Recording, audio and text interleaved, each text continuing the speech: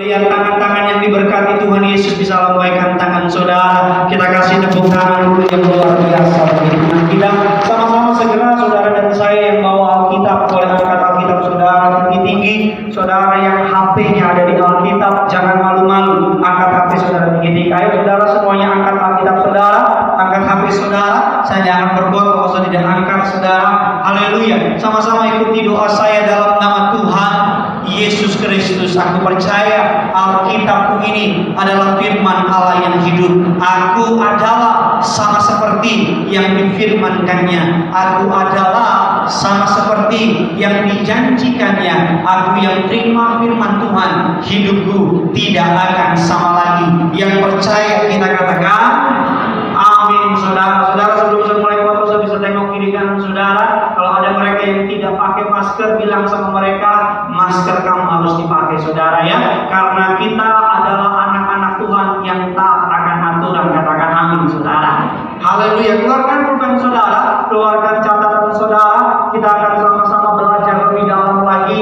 Masih dalam serial khotbah memikirkan ulang kembali tentang kehidupan kita. Kalau kemarin saya berpikir membahas mengenai thinking like Jesus atau berpikir seperti Yesus, dan pada seri yang ini saya ingin membahas mengajar saudara tentang memikirkan ulang cara saudara memandang diri saudara. Karena cara saudara memandang diri saudara akan menentukan cara saudara memandang dunia ini. Saya ulang sekali lagi, cara saudara memandang diri saudara akan menentukan cara saudara memandang dunia ini. Kalau saudara memandang diri saudara sebagai orang-orang yang kalah, orang-orang yang gagal, orang-orang yang diciptakan untuk tertolak dan sebagainya, maka engkau akan memandang hidup ini sebagai musuh. Engkau akan melihat Allah sebagai musuh. Tapi kalau engkau memandang dirimu, engkau berpikir, mempercayai bahwa engkau dikasihi, masalah betul ada, tantangan betul ada, tapi engkau tahu, engkau berpikir, engkau percaya bahwa Tuhanku lebih besar dari masalahmu, maka engkau akan melihat hidup ini sebagai cara Tuhan untuk memproses saudara. Katakan amin. Engkau akan melihat Tuhan sebagai partner saudara, sebagai shepherd, sebagai gembala saudara. Karena saya mau bilang sama saudara, tantangan terbesar dalam hidup ini, hari-hari ini dunia berusaha menggagari pikiran kita. Dunia berusaha membajak pikiran kita. Dunia berusaha memenuhi pikiran kita dengan berbagai macam ketakutan, kekhawatiran. Kemarin saya pergi jalan-jalan saudara di mobil saja, dan kurang lebih saya lihat ada 5 peti mati di pinggir jalan. Dan peti mati ditulis peti mati COVID-19. Saya tahu niatnya baik. Saya tahu niatnya untuk memberitahu sama semua orang COVID itu ada. COVID itu real. COVID itu terlepas dari konspirasi apapun itu, tapi faktanya COVID itu ada. Saya tahu untuk membuat orang waspada. Tapi saya mau bilang sama saudara, peti mati itu menimbulkan ketakutan. Dan saya percaya cara kerja iblis adalah menimbulkan apa? Ketakutan. Kalau orang bertobat karena takut masuk neraka, saya percaya itu bukan pertobatan sejati. Saya percaya saudara dan saya bertobat karena bukan takut tapi neraka. Saudara bertobat karena saudara tahu ada pribadi yang mengasihi saudara, mati di kayu salib agar saudara selamat. Amin. Saudara tidak selingkuh dari istrimu bukan karena takut bercerai. Saudara tidak selingkuh dari istrimu karena engkau tahu istrimu tidak layak engkau selingkuhi. Saudara tidak memukul anakmu karena takut polisi. Saudara tidak memukul anakmu karena saudara tahu anakmu tidak pantas dipukul. Bisa mengerti di sini? Karena iblis pengen menjajah pikiran saudara. Iblis pengen saudara percaya pandemi ini mengerikan sekali. Betul katanya mengerikan. Tapi kalau kita katakan roh yang dalam diri kita lebih besar dari roh yang ada di dunia ini. Kasih tepuk tangan buat Tuhan yang kasih. Kita buka firman Tuhan. Saya masuk dalam inti khotbah saya. Langsung saja kita buka kebenaran Efesus 4 ayatnya yang ke-23. Saudara siap diberkati? Haleluya. Keluarkan pulpen catatan saudara. Saya pendeta yang mendorong jemaat untuk mencatat firman Tuhan, agar ketika engkau membutuhkan kekuatan, engkau kembali buka catatanmu dan firman Tuhan itu akan memberkati saudara. Amin. Cuma satu. Oke, mantap walaupun dipaksa ya. Efesus 4 ayat yang ke-23, Tiberias Mega Bekasi, dengan lantang semangat 4 Fatimah. 3, 2, 1, ya. Sekali lagi, supaya kamu dibarui di dalam apa? Sama-sama bilang sama saya, dalam roh. Sama-sama bilang sama saya, dalam pikiran.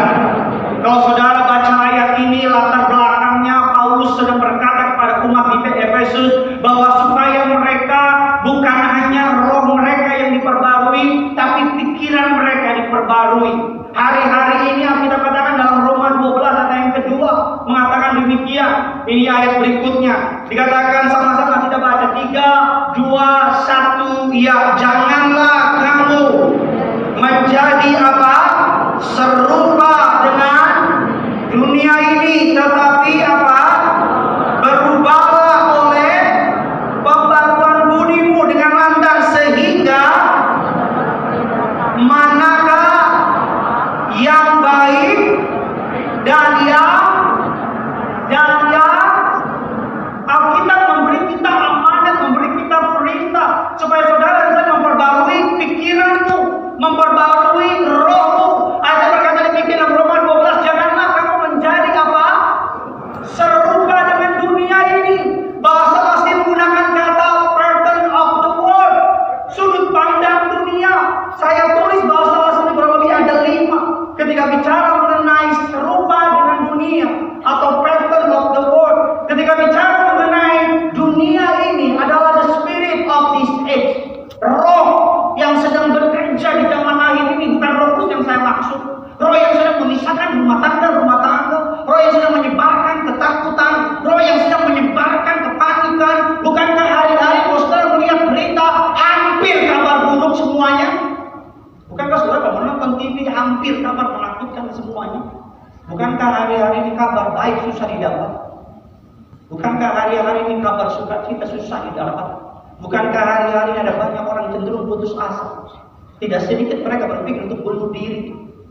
Tidak sedikit dari mereka mulai mempertanyakan Tuhan hari-hari ini. Tidak sedikit dari mereka mulai meragukan Tuhan hari-hari ini. Bukankah banyak di antara kita mulai bertanya-tanya, kemana Tuhan? Di mana Tuhan? Yang saya takutin bukan corona. Yang saya takutin karena corona ini kok meninggalkan gereja. Yang saya takutin bukan terkapar di rumah sakit. Yang saya takutin karena penyakitmu, engkau mempertanyakan Tuhan. Yang saya takutin bukan kemiskinan. Yang saya takutin karena engkau kekurangan uang, engkau langgar firman Tuhan. Amin.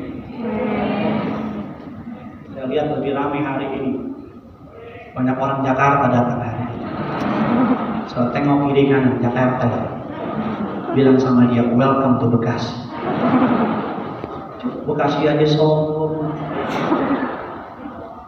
Dan saya takut, pandemi ini mengubah sudut pandang tentang Tuhan. Engkau melihat Tuhan sebagai reka-rekaan manusia. Spirit of this age, spirit zaman, spirit of disobedience. Roh yang memberontak, roh yang tidak mau taat. Bukankah ada banyak anak muda berontak sama orang tua? Bukankah banyak di gereja anak-anak tua berontak sama gembalanya, berontak sama leadernya? Bukankah ada banyak hari-hari ini anak-anak muda berontak, orang-orang tua berontak, suami berontak sama pernikahannya, istri berontak sama pernikahan. Roh ini tanpa kita sadari sedang masuk dalam gereja. Ada 3 roh yang sedang masuk dalam gereja. Ada banyak sebenarnya, tapi ini yang paling sering dan yang paling sering diketemukan. Ketika Paulus bicara janganlah kamu menjadi serupa dengan dunia ini, dikatakan dunia ini adalah the spirit of the age, atau roh yang menguasai zaman ini. Yang pertama, roh apa itu? Yang kekayaan dan kemakmuran. Ini yang sedang masuk ke dalam pemikiran-pemikiran anak Tuhan. Saya nggak bicara orang di luar sana. Karena orang di luar sana tidak saya gembalakan, tidak saya layani. Tapi jemaat yang kepadanya memberi telinga untuk datang kepada saya untuk dengar firman, memilih jam 9.30 untuk datang, 10.30 untuk datang ke dalam jadwal saya. Jemaat itulah yang saya bicarakan hari ini. Saya bicarakan Kita buka firman Tuhan 1 Timotius 6 ayat yang ke-17. Sama-sama kita baca. 3, 2, 1, ya. Stop saudara, ini firman Tuhan bukan koran Kompas. Baca lebih besar lagi. 1, 2, 3, ya.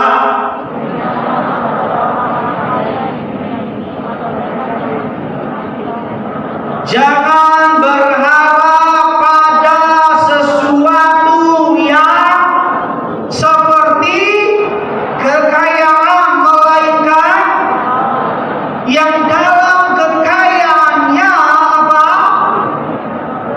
Segala sesuatu. Alkitab katakan jangan supaya kau menaruh pengharapanmu kepada kekayaan. Ada 3 teologi yang masih diperdebatkan sampai hari. Teologi yang pertama, teologi kemakmuran. Banyak orang diajar kalau kaya itu berarti diberkati. Banyak orang diajar orang yang kaya pasti kaya spiritualnya. Bukti orang yang diberkati kaya. Saya percaya itu Tuhan pasti diberkati. Tapi saya juga percaya ukuran diberkati bukan kaya. Saya ulang sekali lagi biar melekat di otakmu. Saya percaya ikut Tuhan pasti diberkati. Tapi saya juga percaya ukuran diberkati bukan kaya. Karena kalau ukuran diberkati ada kaya, engkau yang tidak kaya, engkau boleh mempertanyakan. PBB mengeluarkan negara yang paling bahagia di dunia. Nomor 1 bagi PBB adalah Finlandia. Ibu kotanya Helsinki, samping kota Tanggung. Dengan tingkat GDP, gross domestic product, kalau saya nggak salah, pendapatan per kapita berapa puluh ribu. Negara yang kaya. Berapa tingkat kebahagiaan warganya? 60-70%. Kamaran 80%. Menurut PBB, negara paling bahagia. Ketika saya lagi cari paling bahagia, muncul satu negara yang menurut lembaga survei yang lain lebih bahagia daripada Finlandia. Negara paling bahagia di Asia, negara paling bahagia di dunia, bukan Indonesia, bukan. Kota paling bahagia kota Bekasi. Kenapa? Karena harapan di Bekasi paling banyak. Harapan indah, harapan cerah, harapan pasti. Kota harapan baru, harapan yang tidak terjadi. Ketika saya baca negara yang paling bahagia menurut lembaga survei di luar PBB, negara yang saudara tidak pernah dengar atau mungkin dengar sekali-sekali. Negara ini di kaki puncak pegunungan Himalaya. Negara Bhutan. Tingkat kebahagiaan warganya di atas jauh dari Finlandia. 97% warganya bilang bahagia. Karena tidak dilihat dari pendapatan per kapita. Kenapa bahagia? Karena selama negara ini berdiri tidak pernah ada kanker negara. Selama negara ini berdiri polisinya dibubarin karena hampir-hampir tidak ada pencurian di sini. Selama negara ini berdiri warganya kalau keluar rumah nggak pernah kunci pintu, nggak pernah tutup jendela karena tidak ada pencurian. Saudara coba di Bekasi. Nggak tutup pintu akan terjadi pencurian dalam tempo singkat-singkat dan waktu cepat. Jangankan di rumah, di gereja ada. Suka terjadi pengangkatan rumah.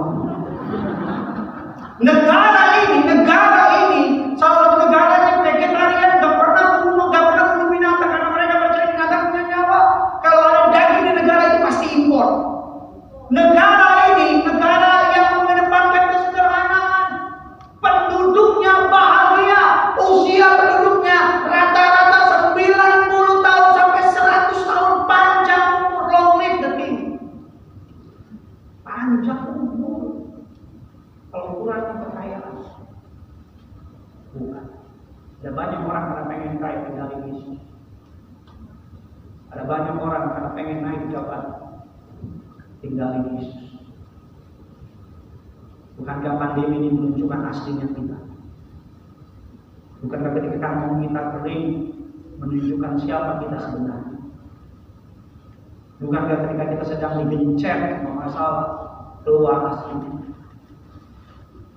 Saya sedang mematahkan teologi kemakmuran yang sedang hari-hari ini orang percaya. Teologi yang kedua yang sedang diperdebatkan teologi kemiskinan, penderitaan.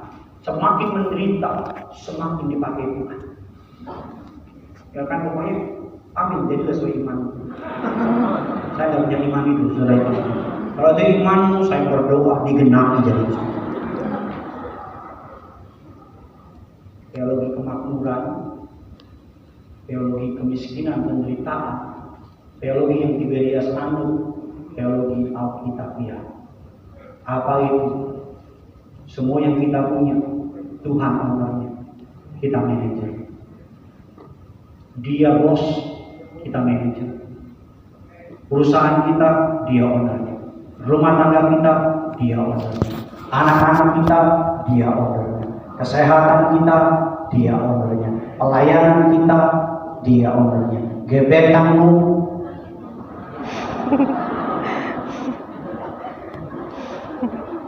dia owner. Karena kalau konsep ini saudara pakai, hartamu punya Tuhan, engkau manajer. Ketika hartamu engkau mulai mengalami guncang ekonomi, manajer pasti ngomong sama orang. Bos, suntik dana dulu. Bos bilang, kurang berapa? Kurang segini, gue lebih. Mana yang aman? Saya percaya teologi ini penderitaan, kemiskinan. Ya kalau percaya aja sih, terserah sih. Saya nggak bisa paksa orang. Kalau saya lebih percaya karunia menikmati. Karena buat apa memilih tapi nggak menikmati? Nggak punya ya. Ini berdua nih pilih pembahasian. Buat apa memilih? Ada banyak orang rumahnya 7, rumahnya 8, pembantunya 3, punya villa di puncak, nggak pernah tempatnya. Saya nggak punya villa di puncak, tapi asal nggak villa di puncak Pak, tinggal di tempat saya. Makan tersedia, apa tersedia? Siapa yang bayar? Dia. Siapa yang nikmatin? Video semua. Menikmati saya doa. Saudara punya karunia yang memiliki, saudara juga punya karunia yang menikmati. Loh, buat apa punya uang banyak? Asam urat, kolesterol, jantungan, cacaran, semua. Mau makan steak nih punya ring. Boleh makan bubur, boleh. Itu amsyong banget. Punya uang gak bisa ngapa-ngapain. Mau keluar negeri? Nggak boleh. Punya jet pribadi? Nggak bisa pakai. Nah, mendingan kita. Kalau punya jet pribadi mau Bekasi 3 jam. Yang kedua, spirit of the age, saudara, waktu saya nggak banyak. Yang kedua, ketika bicara ilah-ilah pada zaman ini atau pengajaran-pengajaran yang sedang mulai masuk ke gereja, yang kedua ini, don't get me wrong, saya berusaha untuk hapus poin yang kedua ini. Pero Kudus kasih impresi kuat di hati, masuk itu. Mau hapus, masukin lagi. Mau hapus, masukin lagi. Sekali lagi saya tunduk sama Tuhan, tunduk sama kemauan jemaat. Yang kedua, ketika bicara mengenai apa yang sedang masuk ke dalam gereja hari-hari ini, yang pertama adalah pengajaran tentang kekayaan kemakmuran yang bengkok, yang tidak sesuai firman Tuhan. Saya percaya berkat gak usah dicari, Tuhan pasti berkati. Petrus ketemu Tuhan, Alkitab katakan sekali menjala, banyak ratusan ikan ikut masuk ke dalam jalanya. Alkitab selanjutnya catat apa? Petrus tinggalin jala, ikut Yesus. Ini yang benar. Ketika engkau diberkati, bukan hartamu yang mau ikuti, Tuhanmu yang mau ikuti. Petrus itu, dia dapat ikan banyak. Dia bilang apa? Dia lepaskan jalannya, dia bilang, ya Tuhan, aku ikut. Tapi ada banyak orang dapat jala banyak. Dia bilang, Tuhan mantep nih. Nanti kalau gue butuh, gue panggil ya. Orang kaya yang mudah ketemu Yesus, dia bilang, Guru, apa yang harus aku lakukan supaya aku beroleh hidup yang kekal? Kata Yesus, lakukan hukum Taurat. Dan ini orang baik tadi. Apa kata Yesus? Hartamu jual. Orang muda ini sedih karena hartanya banyak. Saya percaya kalau orang muda ini tinggalin hartanya ikut Yesus, namanya akan dicatat di Alkitab hari ini. Akan banyak pendeta kutip khotbah tentang maka sekarang. Uang ketika menjadi hamba akan mempermudah hidup. Tapi ketika uang menjadi tuan, master, engkau jadi budak. Allah tidak menyamakan, Allah tidak mau memandang rivalnya Allah bukan iblis. Allah katakan apakah persamaan antara Tuhan dengan Mammon? Tidak mungkin orang mengabdi kepada dua Tuhan, mengabdi kepada Tuhan, mengabdi kepada Mammon. Alkitab tidak bilang iblis, Mammon, uang. Ketika menjadi hamba, artinya bukan engkau yang dikendalikan, tapi engkau yang mengendalikan. Maka engkau akan melihat uang, ya dibilang ya, uang akan menolong saudara dan menyapa. Tapi kalau uang menjadi master, pemimpin, banyak orang menyiksa diri karena duit. Yang kedua dikatakan demikian, saudara. Ketika kita bicara mengenai apa yang masuk ke dalam pengajaran hari-hari ini, yang kedua adalah pernikahan sesama jenis. Gereja di Amerika sedang berdebat hari ini. Kenapa? Karena pernikahan sesama jenis hari-hari ini banyak gereja mulai step. Saya tidak mengangkat ini untuk menghakimi saudara, bukan. Tapi saya mengangkat ini supaya jangan sampai hal ini terjadi di Indonesia, katakan amin. Karena hari-hari saudara nonton berita, baca koran, media mainstream sedang berusaha membuat kita memahami dan mengerti bahwa itu hal yang wajar. Itu hal yang wajar, itu hal yang biasa. Gereja Anglikan di Amerika terpecah dua. Yang satu setuju pernikahan sama jenis, yang satu tidak setuju. Yang setuju dianggap mempraktekkan kasih Yesus. Yang tidak setuju dianggap Taurat, dianggap bagian yang menghakimi. Saya pernah khotbah dengan keras ini di Balai Sarfi. Ada 45 orang jemaat yang suka di awal saya. Ketika saya khotbah tentang ini, nggak pernah ikut saya lagi. Saya siap dibenci untuk beritakan Injil ke Yesus. Saya siap tidak disukai untuk memberitakan kabar baik untuk jemaat. Karena banyak yang pikirnya jemaat itu berdasarkan apa yang Tuhan percayakan sama saya. Amin. Ada jemaat yang email saya berkata, Pak Pendeta menyuarakan kebencian. Pak Pendeta tidak menyampaikan kasih. Kenapa Pak Pendeta musuh di orang? Kenapa Pak Pendeta menyampaikan LGBT segala macam? Saya bilang saya mengasihi kamu. Saya tidak benci kamu. Tuhan tidak benci kamu. Tapi Tuhan membenci perbuatanmu. Oh diaminkan itu dulu. Saya salah buatnya apa gimana?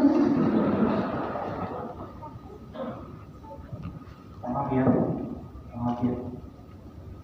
Gereja tidak ikut sama dunia, tapi dunia yang harus ikut sama gereja. Saudara yang harus tunduk sama firman Tuhan, bukan firman Tuhan yang tunduk sama saudara. Alkitab dulu sampai selama-lamanya tetap applicable, tetap dapat dipercaya, tetap sesuai dengan kebutuhan kita. Ada kegerakan sekarang yang mulai menganggap kalau Yesus ada di zaman sekarang, Yesus pasti akan setuju sama perbuatan itu. Ada kegerakan hari ini bilang udah gereja harus menerima. Gereja tidak menolak siapapun, saudara, siapapun, pezina, pecabul, pembunuh, perampok, siapapun, gereja terima saudara. Karena gereja kumpulan tempat orang-orang sama. Tapi ketika kau datang sama Tuhan, masa lalumu akan Tuhan ubah supaya masa depan menjadi indah. Saya tidak menyebarkan kebencian. Bukankah kalau kau punya anak, anakmu mau pergi ke jurang dan kau bilang, "Nah, aku mengasihimu, nah. Hati-hati di jurang. Nah, gimana di jurang? Mantep kan?" Kau akan bilang sama dia, "Sorry, itu jurang. Tapi gua pengen itu jurang. Tapi gimana? Nanti lo mati di sini." Lebih baik saya keras sama saudara sekarang, agar engkau berbalik dari jalanmu dan bertobat, katakan amin. Yang ketiga, spirit apa yang sudah masuk ke dalam dunia hari ini adalah spirit sekularisme. Apa sekularisme itu? adalah di mana segala pemikiran, rencana, perjuangan, ambisi manusia hanya memperhitungkan hidup di dunia sekarang ini saja. Sekularisme percaya bahwa yang penting itu sekarang. Ambisi, perjuangan, pemikiran, pola pikir tentang sekarang. Tidak memikirkan what's next after life. Setelah kehidupan ada apa di situ? Makanya orang-orang sekularisme memisahkan antara agama dengan kehidupan. Bagi mereka agama hanya menyusahkan. Saya percaya agama menyusahkan, tapi tidak dengan kekristenan, katakan amin. Karena Tuhan saya datang untuk menyusahkan. Saya bilang minggu lalu, semua larangan yang Alkitab tulis untuk kebaikan kita, katakan amin. Semua larangan yang kita tulis untuk kebaikan. Amin, saudara. 3 proyek besar yang selalu dikejar manusia dari zaman awal sampai akhir, dan ditulis oleh Raja Salomo dalam kitab Pengkhotbah. 3 proyek besar. Proyek yang pertama adalah hikmat dan pengetahuan. Bukankah itu manusia jungkir balik mengejar pendidikan, mencari hikmat? Proyek yang kedua adalah kenikmatan hidup. Alkitab mencatat manusia yang paling berhikmat yang pernah ada dan tidak akan ada lagi, namanya Salomo. Yang kedua kenikmatan hidup. Alkitab mencatat Salomo gundiknya ada berapa? 1000. Bayangin ketemu sama yang gundik pertama 3 tahun kemudian. Gundiknya ada 1000. Pesta pora, mabuk, anggur dan sebagainya. Dan yang terakhir kekayaan dan pencapaian, kita mencatat kekayaan Salomo amat sangat banyak. Pencapaian Salomo amat sangat luar biasa. Tapi apa kata Salomo dalam kitab Pengkhotbah? Dikatakan demikian kata Salomo. Oleh sebab itu aku membenci hidup, karena aku menganggap menyusahkan apa yang dilakukan di bawah matahari. Sebab segala sesuatu adalah apa? Sia-sia. Dan usaha apa? Mencari kami 18 Teguh Bekasi 3, 2, 1 ya.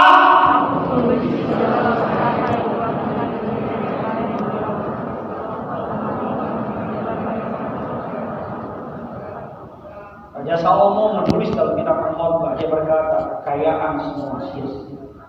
Nama baik, harta yang dia peroleh dengan susah payah harus meninggalkan kepada orang yang akan datang setelah aku. Spiritnya sudah masuk ke dalam gereja hari-hari ini, sudah masuk ke dalam dunia orang percaya hari-hari ini. Tapi saya mau bilang, ubah, kita berubah pemikiran. Dikatakan dalam Roma, kita balik lagi dalam ayatnya, dalam kitab Roma. Sama-sama kita Roma 12 ayatnya yang kedua. Sama-sama kita baca. Janganlah kamu menjadi serupa dengan, pemegang ayatnya. Janganlah kamu menjadi serupa dengan dunia ini, tetapi apa? Berubahlah oleh budimu sehingga kamu apa? Dapat membedakan mana kehendak Allah, apa yang baik, yang berkenan, dan yang apa? Sempurna. Sama-sama bilang sama saya, berubah.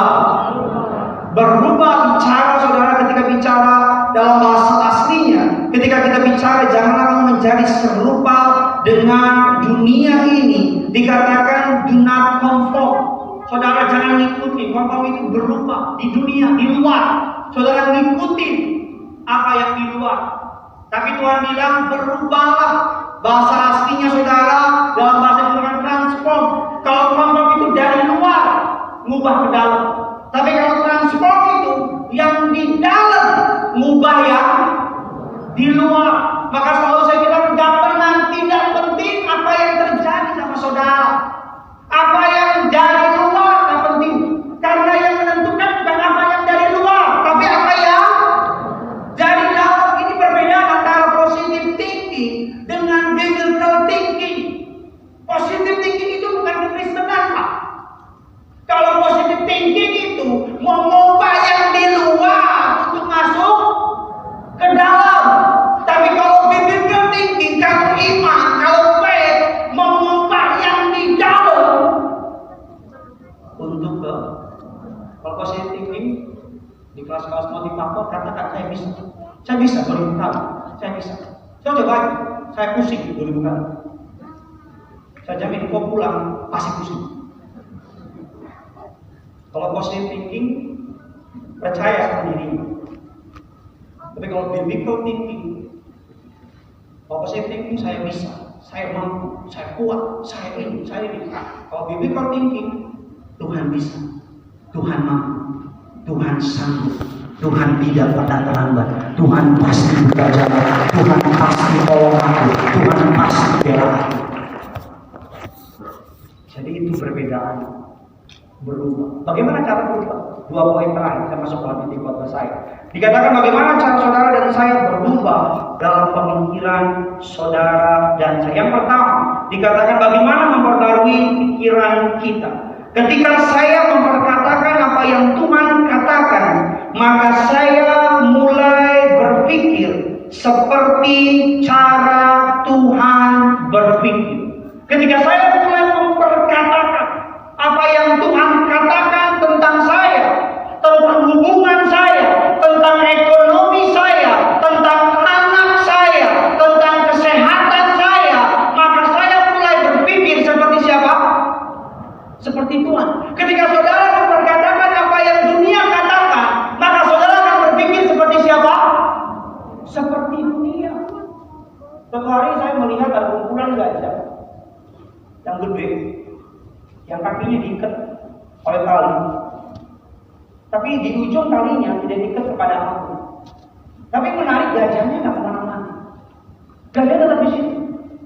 Dan saya iseng bertanya sama penjaga, saya bilang, Pak, kok talinya nggak diikat? Bapak nggak takut gajahnya pergi? Itu cuma diikat di kakinya, tapi nggak diikat ujungnya, Pak. Terus kata penjaganya bilang, lihat aja deh, nggak akan pernah pergi gajahnya. Loh kenapa? Ada perhatiin, dan saya tidak pergi betul. Kenapa? Karena dari kecil gajah yang dijinakkan. Gajah ketika lahir, ketika udah mulai berdiri, kakinya akan diikat oleh tali. Ujung dari talinya diikat ke pohon kecil. Gajah bertumbuh dengan pemikiran bahwa kakinya diikat, dan tiap kali dia jalan dia nggak bisa bergerak karena pohonnya kecil. Dan dia nggak bisa bergerak. Ketika udah mulai bertumbuh besar, sang penjaga akan mulai melepas yang namanya ujung talinya. Tapi gajah nggak akan kemana-mana, karena gajah berpikir selama ada tali di kaki dia harus kemana-mana. Tanpa dia tahu talinya berlepas. Bahkan ketika gajah udah besar, kita semua tahu gajah binatang yang kuat. Pohon bisa runtuh karena dia, rumah bisa hancur karena dia. Tapi karena gajah percaya tali itu lebih hebat dari kekuatannya, dari kemampuannya, maka gajah diperbudak oleh tali. Gajah dipenjara oleh tali. Kadang-kadang penjara nggak betul hal yang detik. Cukup trauma masalahnya, akan membuatmu nggak bisa lagi mencintai. Cukup dikecewakan sama orang yang saudara sayangi, akan membuat aku sinis sama semua orang. Cukup satu keguguran dalam kandungan akan membuat kau nggak berani lagi percaya kau bisa Tuhan. Cukup satu kegagalan dalam hidup akan mempenjarakan iman. Kau nggak bisa Tuhan. Jangan kayak gajah. Karena kita semua tahu, kalau gajah berjalan, pohon sekuat apapun akan dapat runtuh. Wah, kalau pengen amin, berat juga nih buat badan normal begini nih ya. Amin. Itu cek di internet, bisa beli gajah. And you will thankful to me. Bila kita makasih ya, Pak Pendeta makasih. Ada banyak orang yang hari ini diikat tanpa tahu, tanpa pernah tahu. Saya melayani sama istri saya, seorang jemaat dari Amerika, Houston, Texas. 60 tahun, 2 anaknya narkoba, drugs dealer, masuk penjara. Gagal dalam pernikahan beberapa kali, menikah dengan orang Indonesia. Atas penetapan Tuhan, nonton live streaming pas jadwal dia Simanjuntak. Untuk jadwal saya, coba jadwal saya. Nonton jadwal saya.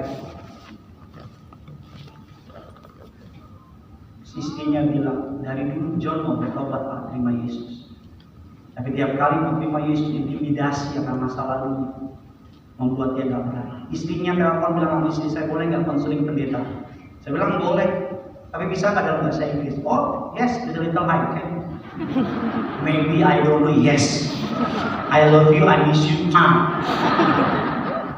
Ya udah lah, gak ada yang ngomong aja lah. Mentok-mentok belum bilang I don't know. Mentok-mentok bilang haleluya. Ya kan? Saya kalau orang pikir takut, saya takut, tapi enggak lah. Saya percaya Tuhan mampuin. Tuhan tolong. Dulu sebelum saya jadi pendeta, saya diikat oleh yang namanya gambar diri yang rusak. Saya diikat dengan yang namanya tidak diinginkan. Kok pintu terbuka, apakah kau malaikat? Nggak musik bernaik ke atas. Saya terikat dengan pemikiran bahwa saya tidak dikasih, saya tidak bisa jadi. Tapi ketika saya dengar firman, maka dia saya katakan demikian. Ketika engkau mengetahui kebenaran, dan kebenaran itu apa? Akan, ini ngerti ada nggak sih? Ketika saudara tahu firman Tuhan, maka firman Tuhan itu akan ketika saudara know the truth, maka the truth will set you free. Engkau bukan lagi hamba, engkau tidak lagi di bawah kutuk perambaan. Jangan mau lagi diikat oleh trauma masa lalu. Jangan mau lagi diikat oleh ketakutan masa lalu. Kau berhak. Apa maksudnya sih khotbah ini? Jakarta mencatat angka penyebaran COVID sampai di level inner circle. Kenapa inner circle? Diambil dari sebuah sosial media PET. Di PET dulu inner circle 150. Dari 150 orang yang terkena COVID, dari 150 orang di Jakarta, satu orang menang. Ketakutan yang mana? Banyak jemaat yang WA saya, DM saya, Pak, lama banget berlalu COVID Pak. Sampai kapan Pak? Ekonomi keras banget Pak. And so.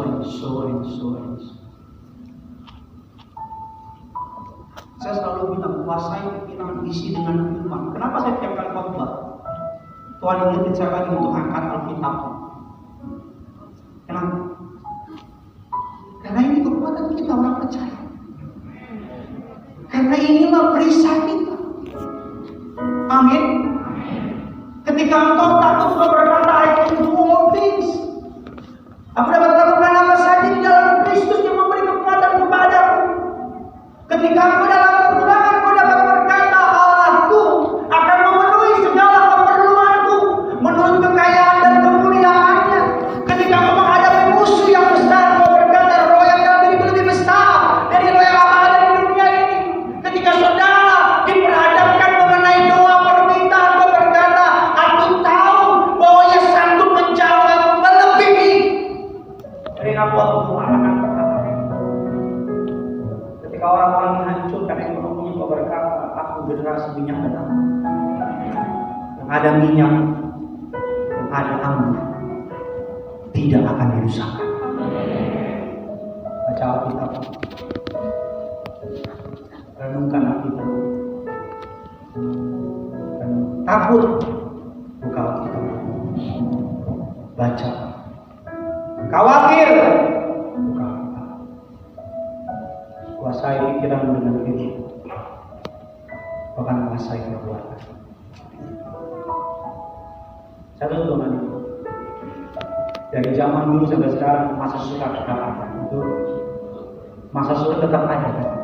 Bukan sekarang. Dulu zaman Soekarno suka G30 PKI. Zaman Soeharto suka krisis moneter dan sebagainya. Zaman SB suka. Zaman siapa lagi? Jokowi semua suka. Mama saya bilang gini, masa Soekarno selalu ada dalam hidup orang percaya. Tapi mama dari dulu masa suka tanya, Tapi buktinya apa? Mama tetap ada, mama tetap hidup. Tuhan setia bersama. Hal yang sama saya bilang sama saudara. Kalau dulu dia tolong, hari ini dia masih tolong saudara.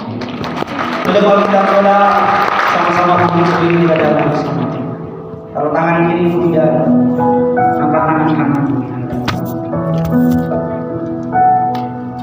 Kau tunjukkan kasih setiamu, Kau menyediakan yang ku perlu. Kau setia, Kau mulia, dulu, sekarang, dan selamanya. Melangkah tangan berikan kasih, katakan Kau tunjukkan kasih setiamu, Kau menyediakan yang